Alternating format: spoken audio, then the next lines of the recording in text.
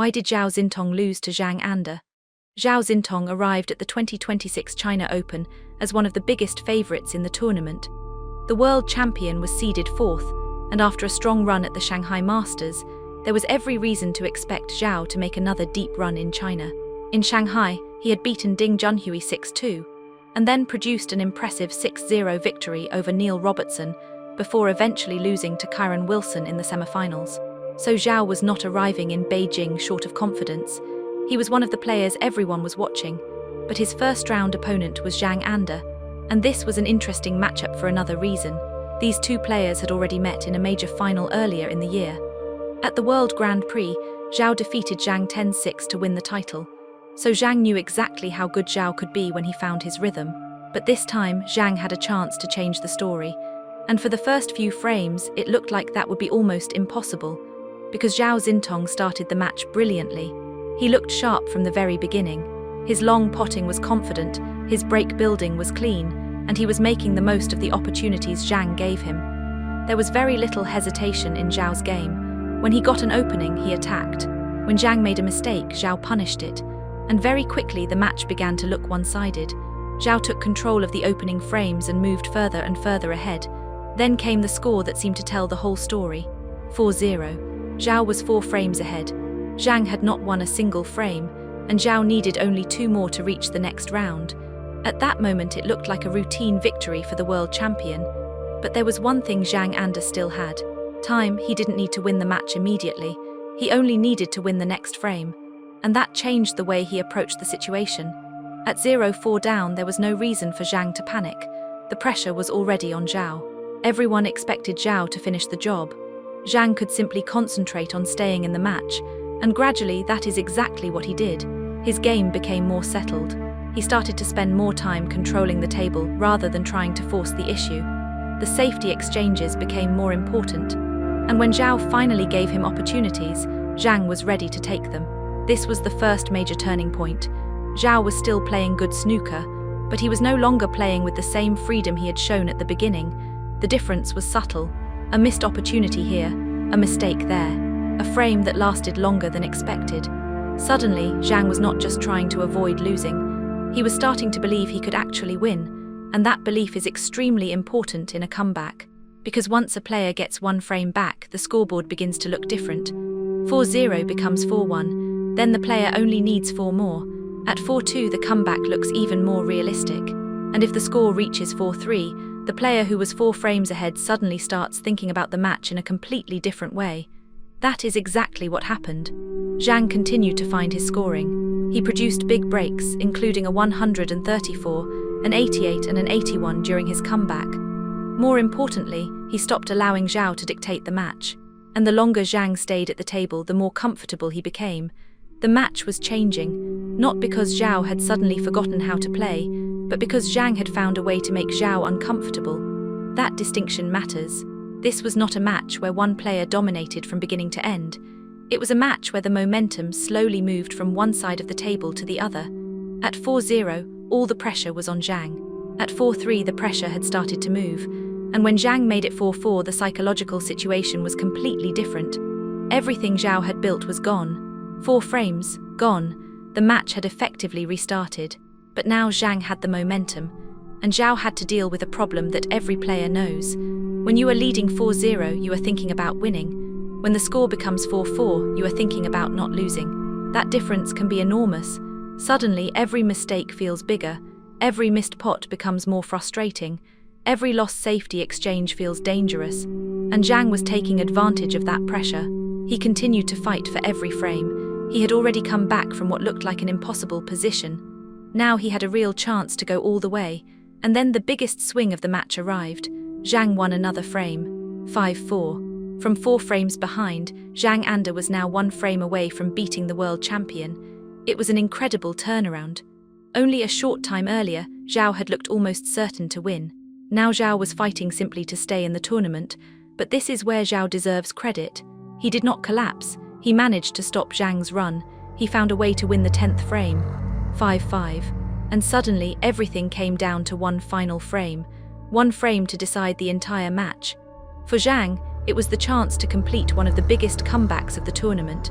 For Zhao, it was a chance to rescue a match that he had once been completely in control of, and the deciding frame was tense from the beginning. Neither player wanted to make the first serious mistake. The quality of the snooker was now less important than the pressure surrounding every shot. A long pot was no longer just a long pot. A safety was no longer just a safety. Every decision could potentially decide the match. The frame developed into a battle of patience. Neither player could establish complete control, and eventually everything came down to the colors. The scores became level at 64-64. After 10 frames of momentum swings, there was still nothing between them. And then came the black. The final black was potted, but because the scores were level, the frame still could not be decided. The black had to be respotted, and suddenly the entire match was reduced to one final shot. One black, one chance. One player would celebrate, the other would leave the China Open in the first round. This was the cruelest possible ending for Zhao. He had led 4-0. He had watched that advantage disappear. He had then fought back from 4-5 to make it 5-5. And after all of that, he was still only one ball away from winning the match. But Zhang had exactly the same opportunity. This was no longer about reputation, no longer about seedings, no longer about who had played the better snooker for most of the match. It was about who could handle one final moment of pressure. Zhang Anda stepped up, and he held his nerve. He potted the respotted black. Match over. Zhang Anda had defeated Zhao Xintong 6-5, and that final shot was dramatic, but it wasn't the real reason Zhang won. The real reason was everything that happened before it. Zhang had been 0-4 down. He could have allowed the match to disappear. Instead, he kept playing. He waited for his chances. He punished Zhao's mistakes.